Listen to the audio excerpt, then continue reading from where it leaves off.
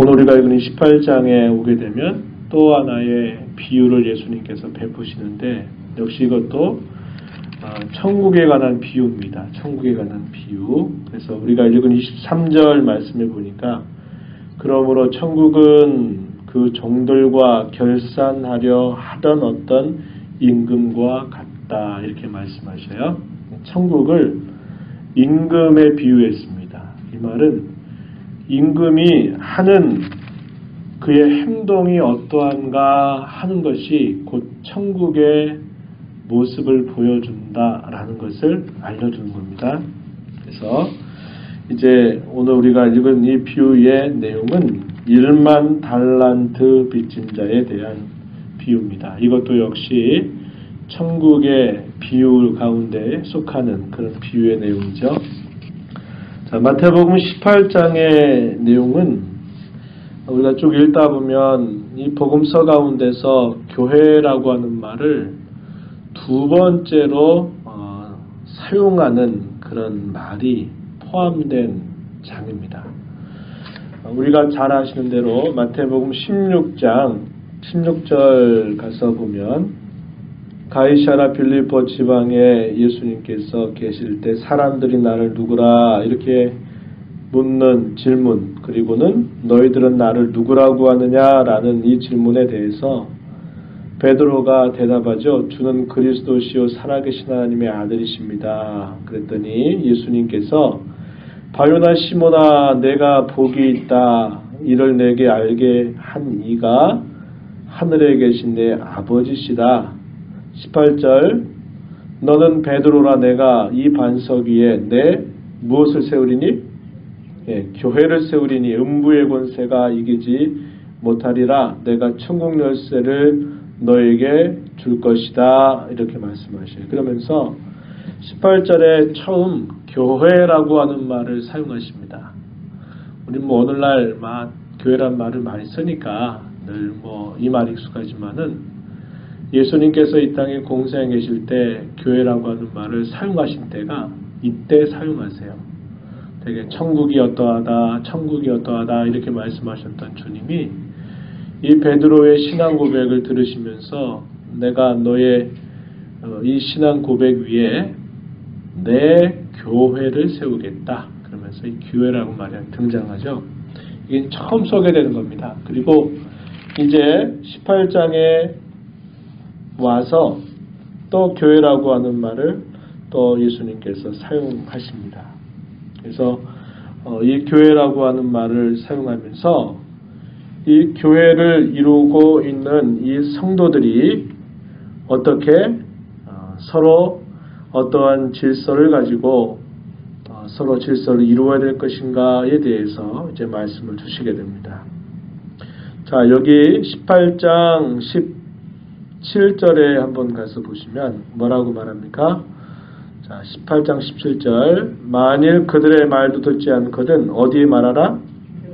교회에 말하고 교회 말도 듣지 않거든 이방인과 세리와 같이 여겨라 이렇게 말하죠. 그래서 여기 교회라고 하는 말이 등장하는데 복음서에서는 두 번째로 등장한다 이 말입니다. 그런데 이 교회를 이루고 있는 성도 상호 간에 어떤 질서를 이루어야 그게 주의 교회다운가 하는 것을 가르쳐 주는데 28장에서 가르쳐 주는 내용은 죄를 범한 형제의 경우에 대해서 언급하고 있습니다. 죄를 범한 형제에 대한 가르침은 크게 그가 죄를 인정하지 않고 숨기려고 하는 경우, 그런 경우에 어떻게 해라.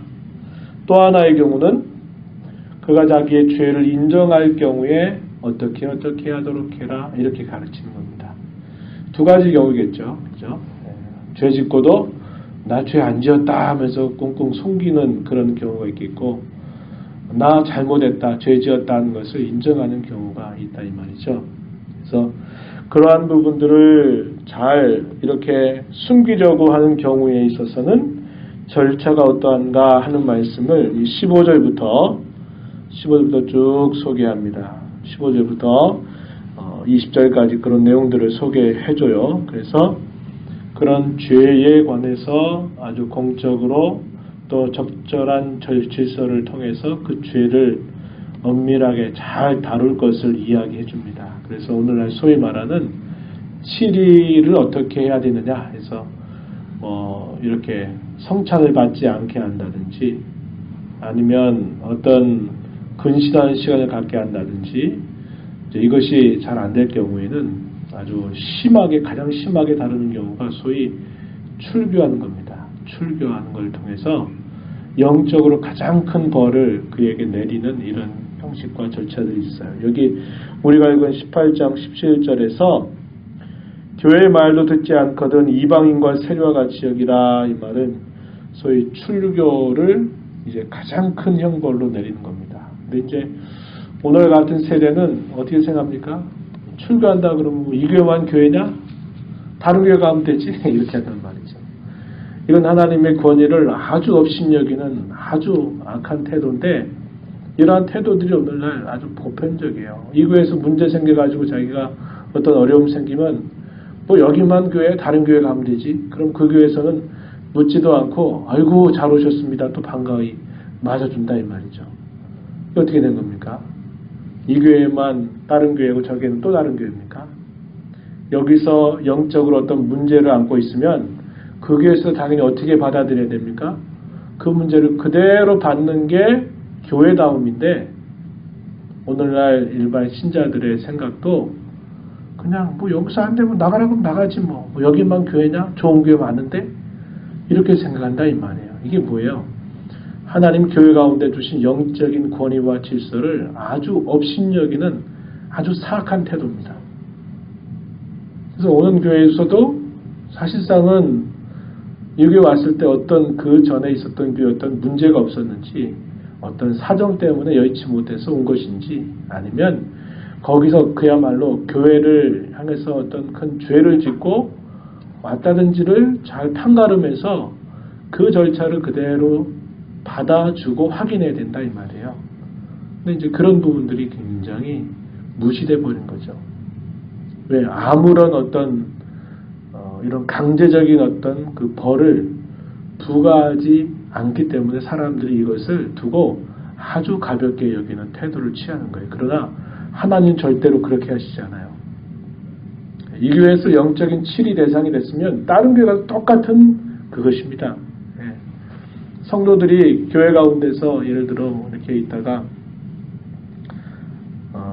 당신은 이런 일로 인해서 이번에 우리 성찬에 참여하지 마십시오. 이렇게 말하면 보통 사람들은 아이 뭐 그거 성찬 뭐 한번 참여 안 하면 되지 뭐 이렇게 생각하는데 그렇게 여길 문제가 아닌 거예요.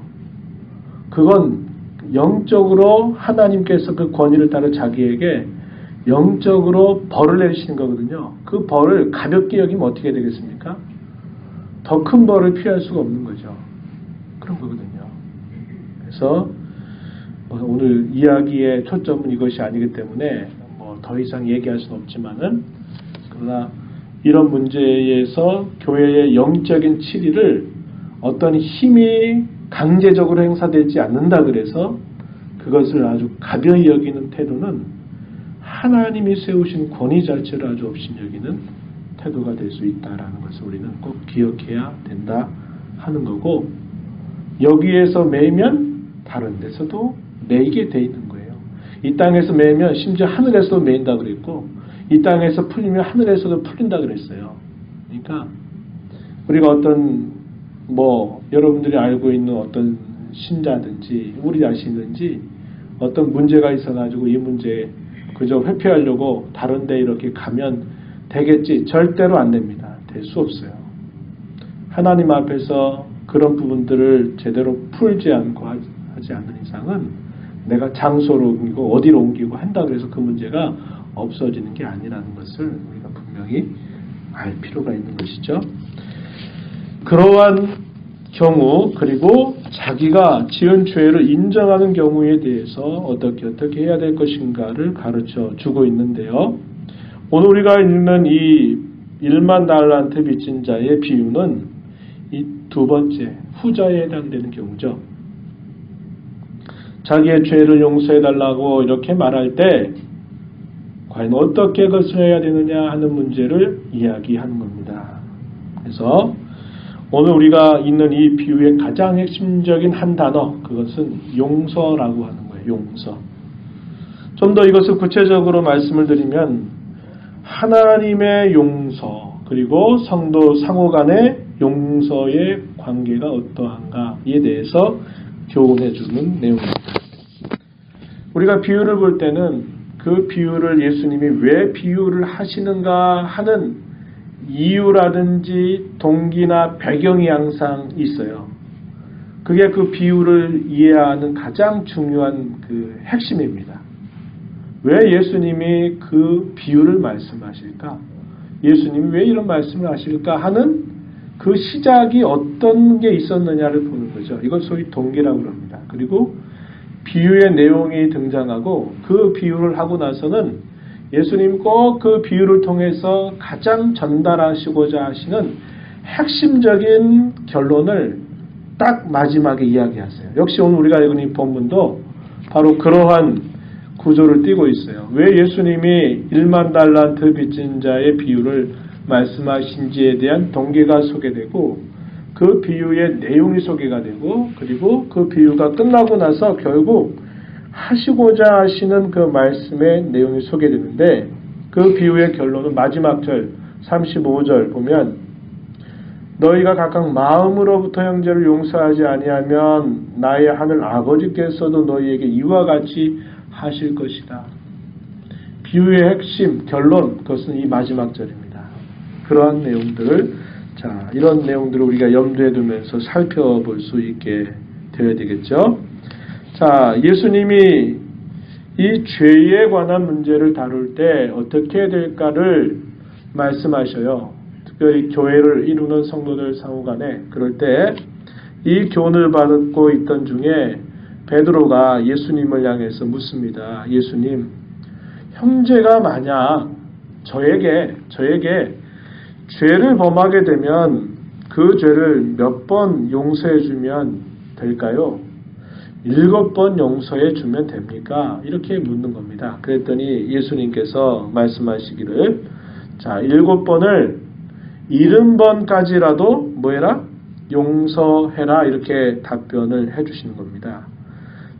베드로는 관심이 뭐냐? 몇 번입니까? 한 번 용서해 주는 거 할 수 있어요. 2번, 3번 어렵겠는데 그래도 한 7번 정도 용서해 주면 이거는 우리가 할 수 있는 최선이 아니겠습니까? 이렇게 생각하면서 말하는 거죠. 우리 횟수 많이 쓰잖아요. 1번이야. 2번이야. 한 번 더 했다가 너 끝장날 줄 알아. 우리 사람들은 이거 생각한단 말이죠. 베드로는 7번까지 제시했어요. 그러나 예수님은 7번을 70번까지라도 용서하라고 말씀하심으로써 이 용서는 횟수에 관계된 문제가 아니라 이 용서는 죽을 때까지 한량 없이 해야 된다라는 것을 이렇게 말씀해 주고 있어요. 결론 가서 보면 이 용서는 횟수보다도 더 중요한 게 뭐냐면 마음으로 용서하는 것이 더 중요하다. 이렇게 가르쳐 주는 겁니다. 그래서 진정으로 마음으로 형제를 용서하지 않으면 하늘 아버지께서도 너희들에 대해서도 그렇게 하실 것이다 라고 엄중하게 경고하듯이 결론을 맺는 내용이 오늘 비유의 끝자락에 따라오게 됨을 보게 됩니다. 비유의 내용은 잘 아는 내용이죠. 천국을 비유하시기를 마치 그 종들과 결산하려 하던 어떤 임금에 예수님이 비유하시는 겁니다. 23절에 그랬어요. 천국은 그 종들과 결산하려 하던 어떤 임금, 천국은 곧 임금에 비유된다 그랬죠. 아까 말씀드린 것처럼 이 말은 임금이 어떻게 말하고 어떻게 행동하고 어떻게 어떤 처신하는가 하는 것이 곧 천국이 어떠하다라는 것을 보여준다라는 겁니다. 탕감을 두고 천국이라 이렇게 말하지 않고 임금을 두고 천국이라 이렇게 비유하고 있다 이 말이죠. 그 비유의 내용은 재산을 정리하던 한 임금이 그 종들의 빚을 문제로 삼고 부채를 하나씩 하나씩 이제 정리하는 그런 장면으로 이 비유가 시작이 됩니다. 자, 한 사람씩 임금과 계산을 하던 가운데 자, 한 종이 등장하는데 그 종이 빚진 액수가 무려 1만 달란트나 빚진 그런 종이 등장합니다. 1만 달란트, 이 한 달란트를 당시에 흔히 사용하던 그런 데나리온으로 환산했을 때 약 한 6천 데나리온 정도의 가치라 이렇게 말해요. 한 데나리온은 노동자 젊은 사람이 하루 일해서 얻는 품삯을 두고 한 데나리온이라 이렇게 말했어요. 그러니까 한 달란트는 그 젊은 장정이 6천일 동안 일해가지고 벌 수 있는 정도인데 거기에다 1만 달란트라고 그래요. 그러면 그 액수가 천문학적인 숫자입니다. 천문학적인 숫자예요. 그것은 뭐냐? 도무지 갚을 수 없는 그런 엄청난 그런 빚을 이렇게 예수님께서 비유하신 거죠. 1만 달란트를 빚진 종이 임금 앞에 나타나서 임금이 그로 하여금 이 빚을 갚으라고 말을 하는데 이 막대한 빚을 갚을 길이 없는 거죠. 그러니까 임금이 어떻게 합니까? 그뿐만 아니라 그의 모든 가족들과 그의 모든 소유들을 다 팔아가지고 갚으라고 말씀하셔요. 자, 25절에 갚을 것이 없는지라 주인이 명하여 그 몸과 아내와 자식들과 모든 소유를 다 팔아 갚게 하라. 이렇게 임금이 명령을 내립니다. 그런데 뭐 그것으로도 비유가 될 수 있겠습니까? 그래도 그 종이 할 수 없어서 어떻게 말하냐면 참아주시옵소서 다 제가 갚겠습니다. 라고 엎드려서 왕 앞에 그의 처지를 이렇게 하소연하고 애걸하는 그의 모습을 표현하고 있죠. 그랬더니 그 주인이 그 임금이 어떻게 합니까? 그를 불쌍히 여겨서 그가 이 빚지고 있는 모든 빚을 다 감면해 주는 겁니다. 그래, 너 갚지 말아라. 이런 일은 없어요. 있을 수 없는 일입니다. 근데 예수님이 이야기하시는 겁니다. 비유로 이야기하시는 거예요. 자, 그런데 이 첫 번째 장면이 끝나고 나서 두 번째 장면이 이어지는데 두 번째 장면은 뭡니까? 자, 그 감면받았던 종이 이제 그것을 탕감받고 이제 너무나 감사하고 홀가분 한 마음으로 이제 길을 가고 있는데 때마침 또 자기에게 빚진 한 사람을 만나는데 이 사람은 자기에게 얼마를 빚졌습니까? 100데나리온을 빚졌어요. 이것도 물론 적은 양은 아닙니다. 그죠? 그러나 못 갚는 것도 아니에요. 100일 동안 일해서 얻는 것을 갚을 수는 있어요. 그래서 이 빚진 동료를 만나자마자 이 사람의 태도가 어떻게 나타납니까? 완전히 어떻게 그럴 수 있을까 하는 태도를 보이죠. 그를 붙들고는 그의 목을 비틀면서 너 빨리 이 돈 갚아 라고 이 동료를 막 흔드는 겁니다. 그랬더니 동료가 어떻게 하죠? 이 동료도 이렇게 말해요. 자, 29절에 좀 참아달라고 간청합니다. 분명히 갚을 테니까 조금만 참아달라고 기다려달라고 이렇게 간청을 하는데 어떻게 해요? 30절에 허락하지 않고 이에 가서 그가 빚을 갚도록 감옥에 가두어 버렸어요. 이게 말이 되냐 싶은데 이게 지극히 인간적인 모습을 보여주고 있는 것입니다. 자기가 갚아야 할 그 천문학적인 그 모든 빚이 이제 다 없어져 버렸으니까 얼마나 홀가분하겠어요. 그런데 그리고 나서 그가 이제 챙기기 시작한 게 뭐냐면 그럼 내가 받을 게 뭐야? 내가 받을 게 어디 있지? 이것을 마음에 두고는 어떻게 하는 거예요? 자기가 받아야 할 거 다 챙기기 시작하는 겁니다. 자기가 갚아야 될 그 모든 빚에 대한 것들이 다 사라지고 나니까 이제 홀가분한 마음으로 그럼 내가 받을 것 좀 챙겨야 되겠다 해놓고는 100데나리온 빚진 동료를 향해서 목을 비틀면서 갚으라고 지금 빨리 갚아 하면서 그를 흔드는 겁니다.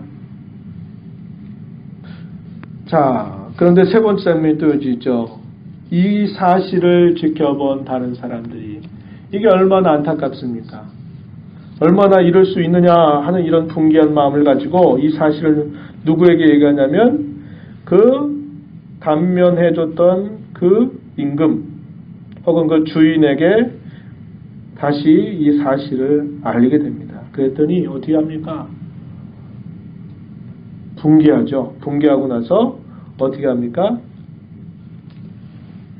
32절 이하에 보니까 악한 종아 내가 빌기에 내가 내 빚을 전부 탕감하여 주었거늘 내가 너를 불쌍히 여김과 같이 너도 내 동료를 불쌍히 여김이 마땅하지 아니하냐. 불쌍히 여김, 이 중요한 표현이죠. 내가 너를 불쌍히 여겨서 갚을 수 없는 그 빚을 다 감면해 줬는데 너 또한 그것을 조금이라도 네가 기억한다면 내 동료에게 그렇게 불쌍히 여기는 것이 마땅하지 않냐라고 이렇게 말씀하는 겁니다. 자, 그리고 나서는 그 주인이 어떻게 했어요? 노하여 그 빚을 다 갚도록 그를 옥종들에게 넘겼다 이렇게 말씀하는 겁니다. 자, 이렇게 세 번째 마지막 장면으로 등장하고 있는 내용이다 이 말이죠. 자, 이 비유에서 임금은 누구를 뜻하겠습니까? 하나님을 뜻하겠죠. 빚은 뭡니까? 빚.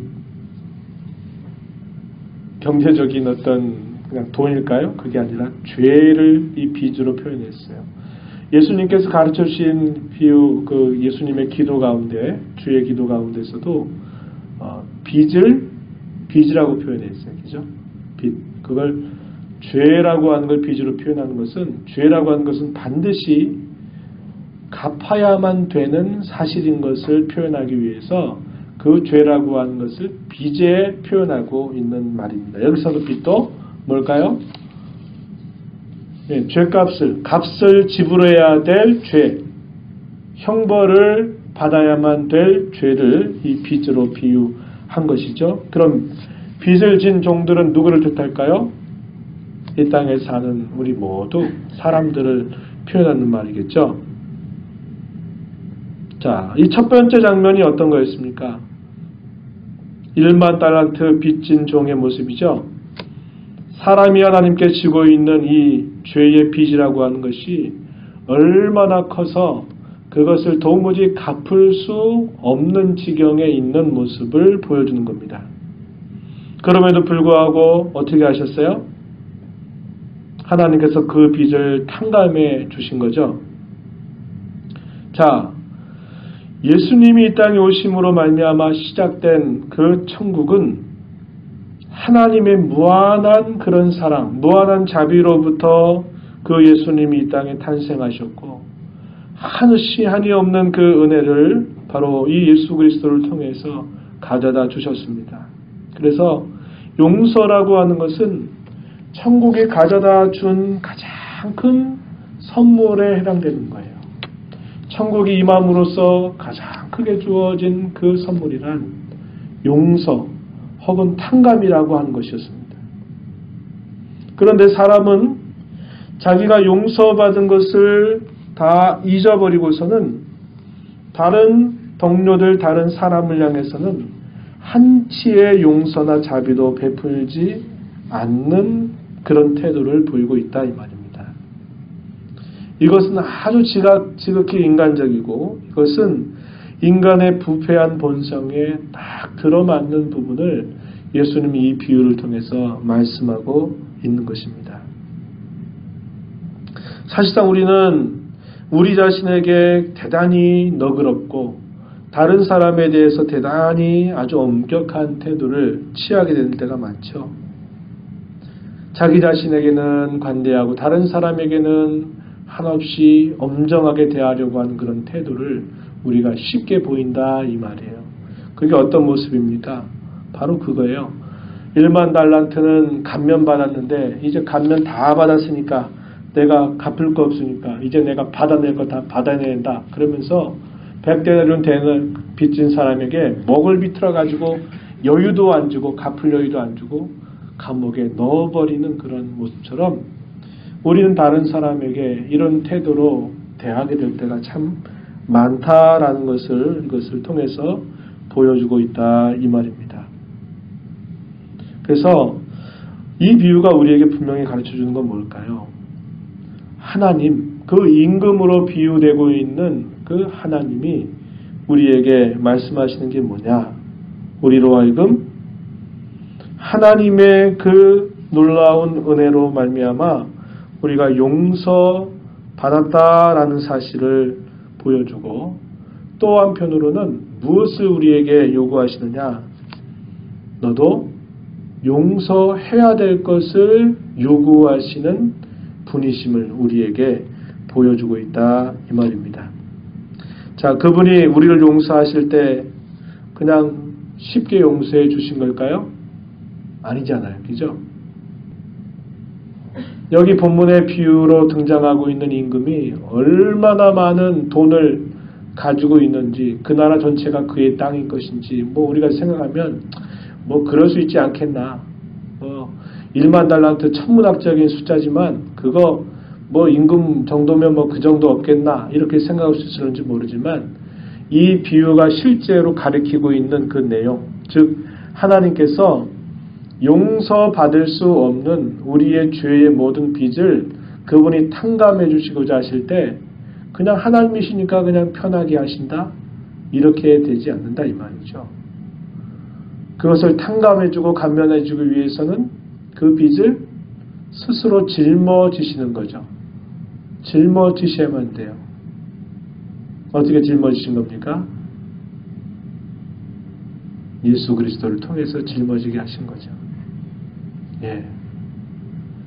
이 땅에 있는 모든 인생들의 그런 모든 갚아야 될 모든 그 죄의 형벌이 얼마나 무한하고 얼마나 큰 것인지, 이 땅에 그 어느 누구도 그 어떤 것으로도 그 빚을 갚을 길이 없어요. 하나님은 그것을 감면해주고 그것을 탕감해 주시기 위해서 이 땅에 그 어떤 것과도 비견될 수 없는 바로 하나님 자신, 그의 사랑하시는 유일하신 아들 예수 그리스도를 그 빚을 갚아주기 위해서 그분을 내어주셨다 이 말이에요. 그럼으로써 이 땅에 그 범죄한 모든 인생들의 죄와 허물과 이런 빚을 그분이 그냥 갚지 말아라. 됐어. 이미 그 값을 대신 치렀어. 그러면서 용서하셨음을 우리에게 보여주는 거죠. 용서하신 하나님의 그 성품을 보여주고, 그 성품에 따라서 그 용서받아서 그 천국의 선물을, 그 천국의 축복을 받은 그 사람들은 어떻게 하라는 겁니까? 그들의 하나님, 그들의 임금이신 하나님, 그 하나님의 성품을 뭐 하라고요? 드러내라는 거예요. 닮아가라는 겁니다. 드러내라는 겁니다. 그것을 분명하게 요구하고 있는 거예요. 이것을 행하지 않게 되면 어떻게 된다 그랬어요? 비유의 끝자락에 뭐라 그랬습니까?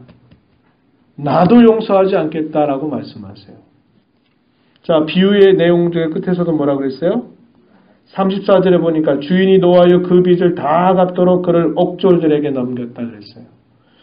또 이 비유의 최종적인 결론, 너희가 각각 마음으로부터 형제를 용서하지 아니하면 나의 하늘 아버지께서 너희에게 이와 같이 하실 것이다. 처음의 장면에서 용서가 다 된 것 같은데, 두 번째 장면에서 행하는 그의 악한 그런 지극히 타락하고 인간적인 그의 면모를 지켜보시고서는 너 다시 갚아라고 다시 소환해서 그를 하시면서 그를 다시 감옥에 가두어 버리는 그 임금의 모습이 나타나죠. 우리의 모든 죄를 용서하셨다라고 하는 것은 마치 하나의 조건을 던져주시면서 용서하는 것과 비슷해요. 내가 이렇게 너를 용서하니 너도 어떻게 해라? 너도 그 받은 용서를 따라서 내가 너에게 그렇게 대하는 것처럼, 내 성품으로 내가 그렇게 너에게 한 것처럼 너 또한 그런 성품으로 너의 동료들, 너의 형제들에 대해서 이렇게 해야 된다는 거예요. 이렇게 할 때만 내가 너를 진정으로 용서하는 것이 된다. 이런 식으로 지금 이야기하고 있는 말씀이 되는 겁니다. 내가 다른 사람보다 더 낫다고 그래서 내가 다른 사람보다 더 높은 자리에 있기 때문에 내가 너보다 인격이 훌륭하고 내가 너보다 더 배운 게 많고 가진 게 많으니까 내가 그것으로 너 용서해 줄게. 이렇게 하는 거 아니에요. 이렇게 용서하는 거 아닙니다. 그건 절대로 용서하는 게 아니에요.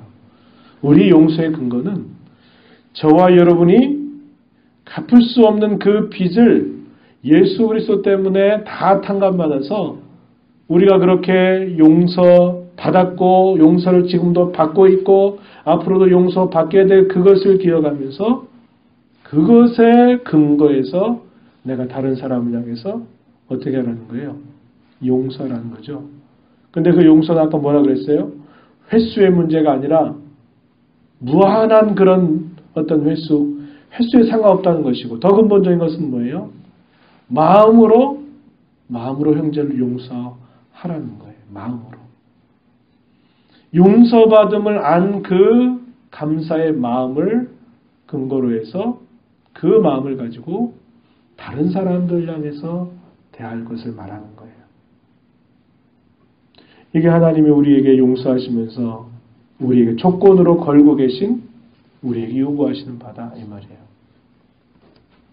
그러니 우리가 다른 사람들에 대해서도 그러하고 교회 가운데 특별히 그리스도를 믿는 한 지체요 한 몸을 이루고 있는 저와 여러분들이라면 우리가 천국의 그 놀라운 축복, 용서의 축복을 받아서 천국 백성이 된 것을 기억하면서 우리의 마음으로부터 항상 너그럽고 항상 관대하고 관용하고 하는 마음을 가져야 된다 이 말이에요.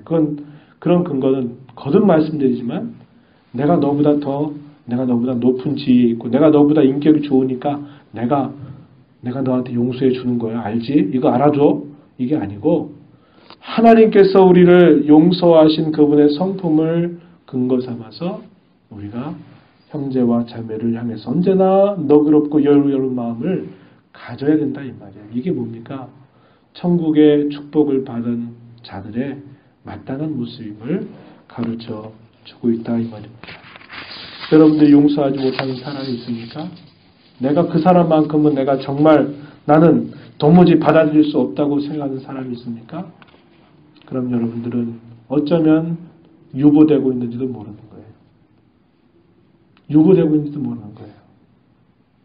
그 용서하시는 것을 끝까지 기대하시면서 우리 모든 것을 탕감해 주신다고 하는 것을 우리가 기억해야 돼요. 하나님의 사랑을 기억하고 항상 그런 마음으로 자신에 대해서는 엄격할수록 좋고 다른 사람에 관해서는 한없이 넓을수록 좋은 것입니다. 이게 뭐예요? 하늘 아버지의 성품을 잘 드러내는 우리의 삶의 열매가 되는 것입니다. 이러한 면모를 함께 교회를 이루고 있는 우리 모두가 잘 드러내면서 우리를 용서하신 그 하나님의 그 사랑을 빛나게 하고 영광을 돌리는 저와 여러분 모두가 되기를 진심으로 바랍니다.